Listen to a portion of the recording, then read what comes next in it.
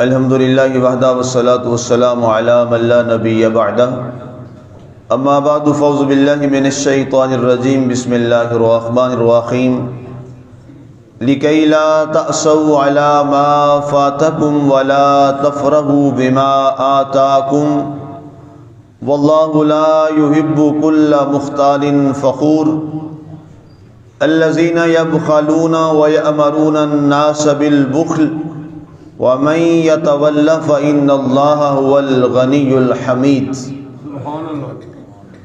یہ اس لیے ہے کہ تم افسوس نہ کھاؤ اس پر جس سے تم محروم ہو جاؤ، اور مفاخرانہ خوشی نہ مناؤ اس پر جو اس نے تمہیں دیا ہے، اور اللہ کسی تکبر کرنے والے فاخر کو پسند نہیں فرماتا، اور ان لوگوں کو جو بخل کرتے ہیں اور لوگوں کو بخل کا حکم دیتے ہیں، اور جو رخ پھیرتا ہے اسے جاننا چاہیے کہ اللہ بے نیاز اور تعریف کیا ہوا ہے۔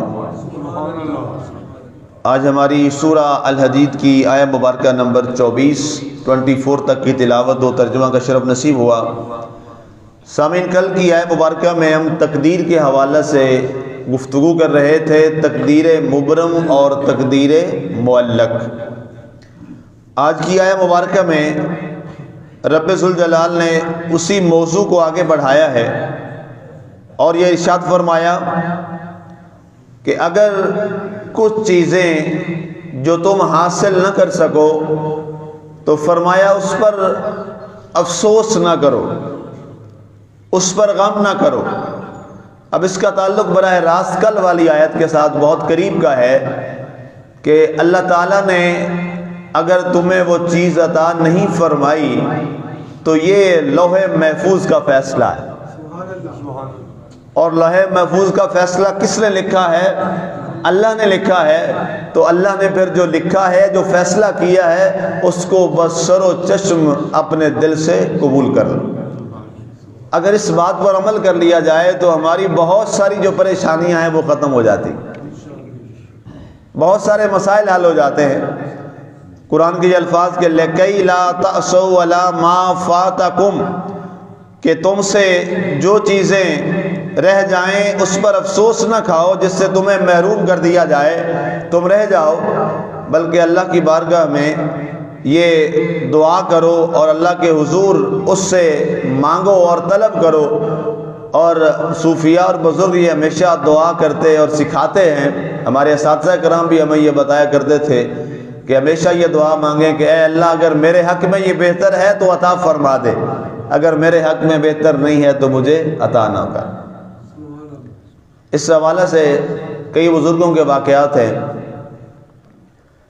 ایک آدمی آیا، ایک اللہ کے بزرگ تھے حضرت جنید بغدادی رحمۃ اللہ تعالیٰ علیہ، اور آ کے عرض کرتا ہے کہ قبلہ دعا کیجئے، میرے ہاں بیٹا نہیں ہے، اللہ مجھے بیٹا دے دے۔ تو اس نے کہا تمہارے لیے بیٹا نہ ہونا ہی بہتر ہے، رہنے دو۔ کہتے نہیں جی آپ دعا کریں، پھر دعا کریں۔ انہوں نے دعا کر دی، اللہ نے صاحب اولاد کر دیا، بیٹا دے دیا۔ اب وہ شخص بڑا نیک اور پرہیزگار تھا، لیکن پیدا ہونے والا جو بیٹا تھا وہ ایسا ہوا کہ اس نے اس کی عبادات کو بھی خراب کر دی۔ پھر گیا اور عرض کی کہ دعا کیجئے کہ یہ معاملات ہو گئے ہیں۔ آپ نے فرمایا میں نے تو تبھی تمہارے لیے کہا تھا کہ تمہارے لیے یہ نہ لینا بہتر ہے، کیونکہ لوح محفوظ میں اللہ نے یہ لکھا تھا کہ اس کے لیے نہ ہونا بہتر ہے، اور اگر ہو گیا تو اس کا دین بھی خراب کر دے گا اور اس کی محبت میں یہ بھی دین سے دور ہو جائے گا۔ جیسے سورہ کہف میں نے واقعہ عرض کیا تھا، پارہ نمبر 16 کے اندر حضرت خضر علیہ السلام اور موسیٰ علیہ السلام چل رہے تھے۔ ان کی ملاقات جب ہوئی تو حضرت موسیٰ علیہ السلام کے ساتھ جب دوسرا واقعہ پیش آیا، حضرت خضر علیہ السلام نے ایک لڑکے کو دیکھا، نوجوان بڑا خوبصورت بچہ ہے، اس کو آپ نے تھپڑ مارا اور وہ وہیں مر گیا۔ حضرت موسیٰ علیہ السلام نے کہا، یہ قرآن پاک میں یہ واقعہ موجود ہے، یہ تفسیر آپ سن چکے ہیں پہلے۔ تو حضرت خضر علیہ السلام نے عرض کی، اے اللہ کے نبی، اے موسیٰ علیہ السلام، آپ نے کتنا ظلم کیا، ایک خوبصورت خوبرو لڑکا، آپ نے اس کو تھپڑ مار کے مار دیا۔ آپ نے فرمایا میں نے اسی لیے کہا تھا کہ آپ میرے ساتھ نہیں چل سکتے، میں نے کہا تھا جو میں کروں چپ رہنا، یہ ہماری جدائی کا وقت آ گیا ہے، ھذا وقت فراق بینی و بینک، تمہارے اور میرے درمیان جدائی کا وقت آ گیا۔ ان کا نہیں اب جو آپ کریں گے میں نہیں بولوں گا۔ تو اس کی توجیہ آگے قرآن نے خود بیان کی تھی کہ انہوں نے فرمایا جب علیحدہ ہوئے تیسرے واقعہ کے بعد، تو ان کا بتا تو دیں آپ نے وہ لڑکے کو مارا کیوں تھا؟ فرمایا اس کا باپ بڑا مومن تھا اور یہ بچہ جو ہے اس کے پیشانی پہ لکھا تھا کہ یہ بے ایمان ہو جائے گا، اور باپ اس سے محبت بڑی کرتا ہے، تو باپ نے بھی اس کی محبت میں دین سے دور ہو جانا تھا، تو میں نے اس کو مار دیا اور اللہ سے دعا کر کے اس کے بدلہ میں 2 نیک بیٹے اللہ تعالیٰ سے اس کو عطا کر دیے۔ تو مقصد یہ ہے کہ اللہ کے جو فیصلے ہوتے ہیں اس میں کوئی نہ کوئی حکمت ضرور چھپی ہوتی ہے۔ ظاہر ہے فعل الحکیم لا یخلو عن الحکمہ، کہ حکیم کا کوئی بھی عمل جو ہے وہ حکمت سے خالی نہیں ہوتا، اس میں کوئی نہ کوئی حکمت ضرور ہوتی ہے۔ کسی کو غریب رکھا ہے، تھوڑی دولت دی ہے، ہو سکتا ہے زیادہ دیتا تو وہ خراب ہو جاتا، کسی کو زیادہ دی ہے تو اس میں بھی کوئی حکمت ہے، اگر مفلسی میں وہ ہوتا تو وہ شاید بے دین ہو جاتا۔ حدیث پاک ہے کہ مفلسی قریب ہے کہ کفر تک پہنچا دے، کسی کو درمیانہ دیا ہے تو اس کے لیے وہ بہتر ہے، کسی کو اچھا کاروبار دیا تو وہ اس کے لیے بہتر ہے، کسی کے لیے کم ہے تو وہ اس کے لیے بہتر ہے۔ یہ حکمتیں ہیں میرے مالک کی۔ اگر فرض کیا، یہ تصور کیجئے سارے ہی امیر ہو جائیں، سب کوئی وہ امیر کر دے، تو آج جو یہ ملازمت کرتے ہیں پھر کام کون کرے گا؟ رب کا نظام اس نے کائنات بھی تو چلانی ہے، یہ فرق اس نے ایک موضوع نہیں ہے، وگرنہ اس پر اتنے خوبصورت دلائل ہیں کہ غریب امیر چھوٹا بڑا پڑھا لکھا ان پڑھ، یہ سارے جو معاملات ہیں یہ اس کی نظام کائنات کی ایک خوبصورتی ہے جس کے تحت وہ اپنے نظام کو چلا رہا ہے، اور اللہ کا نظام بڑا منظم ہے۔ تو اس لیے فرمایا اے لوگو جو تم سے رہ جائے اس پر تم مایوسی مت اختیار کرو، افسوس نہ کرو، ولا تفرحوا بما آتاکم، یہ ایک بڑی عام بات ہے، اور اللہ نے جو تمہیں دے دیا ہے نا اس پر فخر مت کرو، اس پر فخر مت کرو۔ ساتھ ہی یہ دونوں باتوں کو اکٹھا رکھا، کوئی چیز نہیں ہے تو مایوس نہیں ہونا، اللہ کی رحمت سے مایوس نہیں ہونا، اور نہ اس پر افسوس کرنا ہے۔ مالک تیری مرضی، جیسے تو راضی ہم ویسے راضی۔ اللہ نے ایمان والوں کی کیا نشانی کی بتائی ہے؟ پہلے ساری باتیں اللہ، اینڈ پہ وہ جملہ اللہ تعالیٰ نے فرمایا انا للہ و انا الیہ راجعون۔ فرمایا جو صاحب ایمان ہوتے ہیں نا وہ یہی کہتے ہیں بے شک ہم اللہ کے لیے ہیں اور اللہ کی طرف لوٹ کر جانے والے ہیں۔ یہ ہم نے چیزیں، یہ آیت جو ہے نا ہم نے صرف مرنے والوں کے لیے رکھ لی ہے کہ جب کوئی مرتا ہے تو یہ آیت پڑھتے ہیں، ایسا نہیں ہے، ایسا نہیں ہے۔ اس میں سے ایک چیز موت بھی ہے۔ اللہ نے قرآن میں فرمایا وَلَنَبْلُوَنَّكُمْ بِشَيْءٍ مِنَ الْخَوْفِ وَالْجُوعِ وَنَقْصٍ مِنَ الْأَمْوَالِ وَالْأَنفُسِ وَبَشِّرِ الصَّابِرِينَ۔ فرمایا کہ کسی کے کبھی کوئی خوف آ جائے، کوئی ڈر آ جائے دل میں، تو تب بھی وہ کیا پڑھے اِنَّا لِلَّهِ وَإِنَّا إِلَيْهِ رَاجِعُونَ۔ کبھی بھوک آ جائے اور تنگی آ جائے، حالات تنگ آ جائیں، تو اس وقت بھی کیا پڑھنا چاہیے کثرت سے اِنَّا لِلَّهِ وَإِنَّا إِلَيْهِ رَاجِعُونَ۔ کبھی کوئی جان کی کمی ہو جائے تو پھر یہ پڑھیں اِنَّا لِلَّهِ وَإِنَّا إِلَيْهِ رَاجِعُونَ۔ کوئی چیز گم ہو جائے تو پڑھیں اِنَّا لِلَّهِ وَإِنَّا إِلَيْهِ رَاجِعُونَ۔ یہ علم کی کمی کی وجہ سے ہے۔ ہمارے ہاں اگر کبھی پڑھ دیں تو وہ کوئی فوت ہو گیا، یہ صرف مرنے والوں کے لیے نہیں ہے، قرآن نے یہ ساروں کے لیے بتایا کہ جب ایسا ہو تو پھر صبر کرنے والے کیا کہتے ہیں ہم بھی اللہ کے لیے ہیں اور ہمیں کس کر لوٹ کے طرف جانا ہے؟ اللہ کی طرف لوٹ کے جانا ہے۔ تو اس لیے فرمایا جو اللہ نے دیا ہے اس پر فخر مت کرو، اس پر اتراؤ مت، اللہ کو یہ بات پسند نہیں ہے، فخر اور تکبر اور غرور رب کو پسند نہیں ہے۔ آگے فرمایا گیا واللہ لا یحب کل مختال فخور، اور اللہ تعالیٰ ہر تکبر کرنے والا، غرور تکبر کرنے والا اور فخر کرنے والا، اترانے والا، چاہے مال ہے، چاہے دولت ہے، چاہے حسن ہے، چاہے علم ہے، چاہے کمالات ہیں، چاہے پیسہ ہے، چاہے کاروبار ہے، چاہے کوئی ہنر ہے، فرمایا کبھی کسی چیز پر فخر نہ کرنا، غرور اور تکبر مت کرنا، عاجز رہنا، یہ سوچنا کہ یہ تجھے دینے والا کون ہے؟ اللہ کی ذات۔ ہمارے پاس جو کچھ بھی ہے، جس کے پاس جو کچھ ہے، کس کا دیا ہوا ہے؟ اللہ تعالیٰ کا دیا ہوا ہے۔ اپنا تو ہمارا کچھ نہیں ہے یہاں اس کائنات میں۔ ہم تو جس انداز میں آئے ہیں وہ تو ہم منہ دکھانے کے قابل بھی نہیں اس انداز میں۔ جیسے ہم دنیا میں آئے ہیں ننگے بدن اور اتنے بے بس کہ نہ ہاتھ کام کرتے ہیں، نہ پاؤں پہ کھڑے ہو سکتے ہیں، اتنے بے بس ہیں، اور نہ کھانے کے قابل کہ کوئی دانت ہے منہ میں، نہ پینے کے قابل کیونکہ ہاتھ اٹھا کے منہ میں کوئی چیز ڈال ہی نہیں سکتے۔ یہ ہماری حیثیت اور اوقات ہے۔ یہ ساری طاقتیں جو دے دیں اور کپڑے پہنا دیے، یہ کس نے پہنائے؟ میرے رب نے پہنا دیے۔ یہ سارے جو ہنر دے دیے، جو علم دے دیا، کاروبار دے دیا، مال و زر دے دیا، صاحب اولاد کر دیا، صاحب مال کر دیا، یہ کس نے کیا؟ اللہ کی ذات نے کیا۔ تو اس لیے فرمایا کبھی بھی اس پر فخر اور غرور اور تکبر مت کرنا۔ اور یہ تکبر اتنی بری چیز ہے، اللہ کے رسول صلی اللہ علیہ وآلہ وسلم ارشاد فرماتے ہیں، حدیث قدسی ہے، اللہ فرماتا ہے قیامت والے دن میں متکبر شخص کو معاف نہیں کروں گا، وہ جنت کی خوشبو بھی نہیں پا سکے گا۔ متکبر شخص، فخر کرنے والا، اترانے والا کسی بھی چیز پر، متکبر شخص، فرمایا قیامت والے دن وہ جنت کی خوشبو بھی نہیں پا سکے گا۔ سوال کیا صحابہ نے، یا رسول اللہ صلی اللہ علیہ وسلم اس کی وجہ کیا؟ اتنا سخت، اتنی سختی اس پر؟ سرکار دو عالم صلی اللہ علیہ وآلہ وسلم نے دوسری حدیث فرمائی۔ اللہ کے رسول صلی اللہ علیہ وسلم نے فرمایا کہ 3 ایسے لوگ ہیں جن سے اللہ قیامت والے دن کلام بھی نہیں کرے گا، اللہ ان کو دیکھے گا بھی نہیں، اللہ تعالیٰ ان سے کلام نہیں کرے گا، اللہ ان پہ رحمت نہیں فرمائے گا۔ ان میں سے پہلا شخص کون ہے؟ متکبر۔ اللہ فرماتا ہے یہ میری چادر ہے، یہ مجھے صرف اچھا لگتا ہے۔ بڑائی صرف کس کو اچھی لگتی ہے؟ اللہ کو۔ اسی لیے تو ہم کہتے ہیں ہر آغاز میں اللہ اکبر، سب سے بڑا کون ہے؟ اللہ کی ذات ہے۔ جب سب سے بڑا وہ ہے تو باقی تو سب سے چھوٹے رہے۔ تو یہ تکبر، غرور، بڑائی، اونچائی، عظمتیں ساری کس کو اچھی لگتی ہیں؟ اللہ کی ذات کو اچھی لگتی ہیں۔ آگے فرمایا گیا سبحان اللہ الذین یبخلون۔ اب یہ ایک اور چیز ہے، اس کے بارے میں بھی شیخ سعدی کا وہ مجھے ایک شعر یاد آ گیا کہ بیشتی نہ باشد بحکم خبر، کہ مصرع یہ کہ بخیل آدمی، بخیل کسے کہتے ہیں؟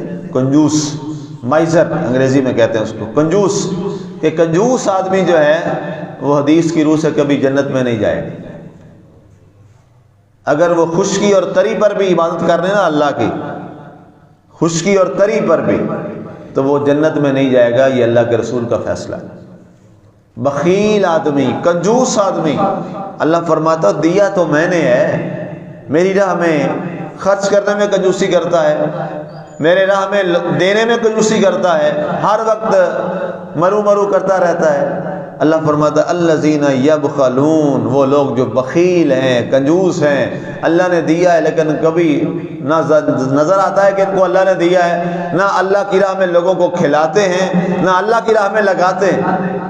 فرمایا یہ کون ہیں؟ بخیل لوگ ہیں۔ وَيَأْمُرُونَ النَّاسَ بِالْبُخْلِ، اور لوگوں کو بھی کہتے ہیں او تم بھی بخیلی کیا کرو، تم بھی ایسے کنجوسی کیا کرو، اپنا ہاتھ تنگ رکھا کرو۔ اپنا بھی ہاتھ تنگ رکھتے ہیں، لوگوں کا ہاتھ بھی تنگ کرواتے ہیں۔ فرمایا یہ لوگ کیا ہیں؟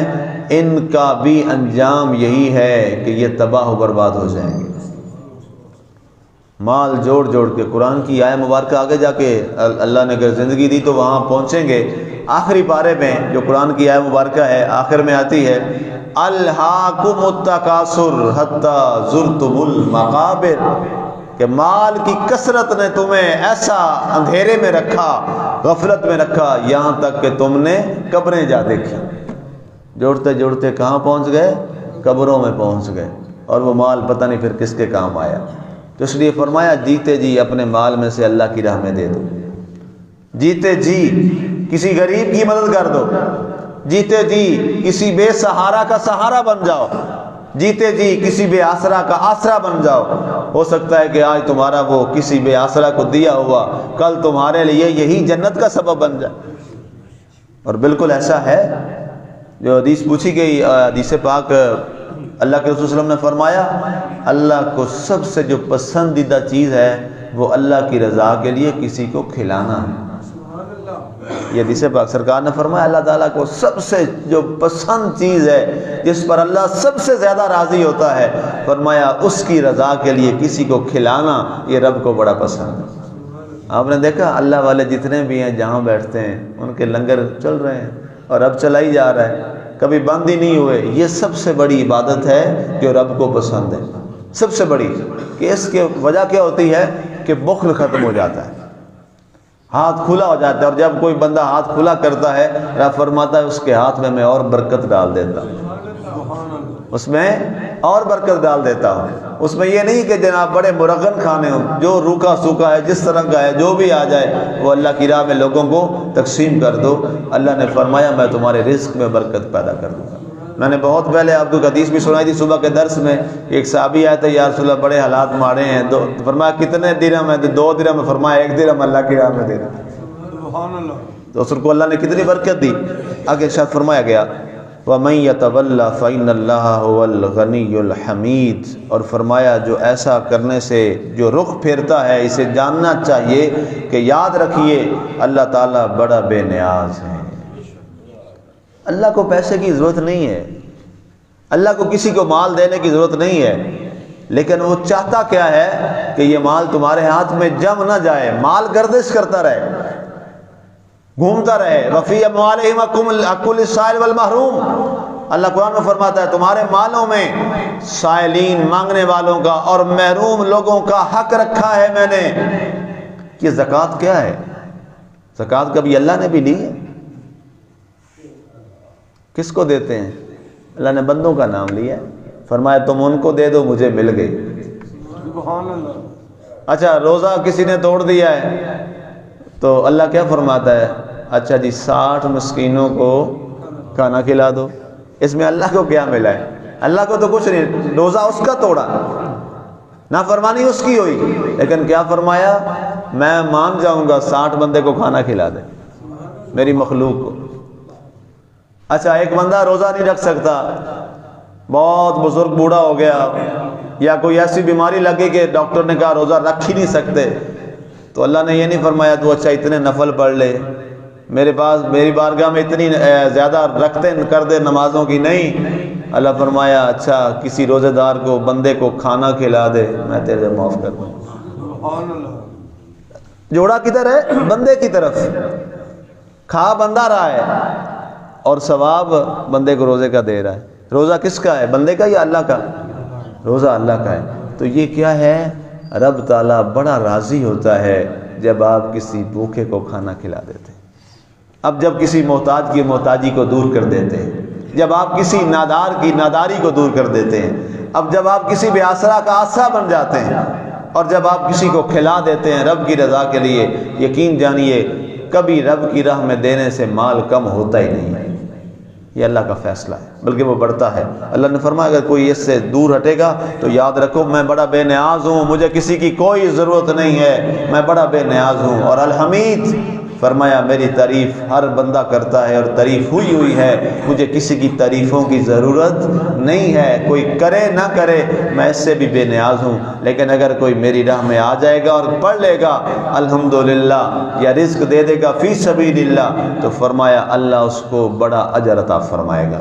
اللہ کی ذات ہمیں بخل سے بچائے، اللہ کی ذات ہمیں تکبر سے بچائے، فخر کرنے سے بچائے، عاجزی عطا فرمائے، اور اللہ کی راہ میں جو تھوڑا بہت ہے جتنا کر سکتے ہیں جس کی جو حیثیت ہے وہ اللہ کی راہ میں غریبوں ناداروں کا ہمیں آسرا اور سہارا بننے کی توفیق عطا فرمائے۔ آمین۔ وما علینا الا البلاغ المبین۔